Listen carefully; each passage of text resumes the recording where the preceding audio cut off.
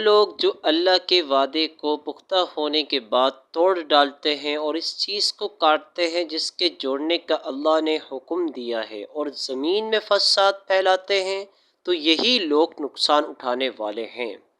یعنی اللہ تعالیٰ نے گزشتہ آسمانی کتابوں میں حضور پر ایمان لانے کے متعلق فرمایا تھا۔ ایک قول یہ ہے کہ وعدہ تین ہے۔ پہلا وعدہ وہ جو اللہ نے تمام اولاد آدم سے لیا کہ اس کی ربوبیت کا اقرار کرے۔ دوسرا وعدہ انبیاء کرام علیہ السلام کے ساتھ مخصوص ہے کہ رسالت کی تبلیغ فرمائے اور دین قائم کرے۔ تیسرا وعدہ علماء کے ساتھ خاص ہے کہ حق کو نہ چھپائیں۔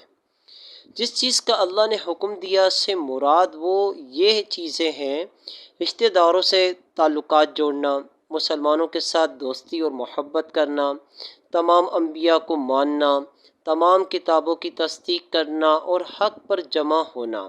ان کو قطع کرنے کا معنی ہے رشتہ داروں سے تعلقات توڑنا، انبیاء کو نہ ماننا اور اللہ کی کتابوں کی تصدیق نہ کرنا۔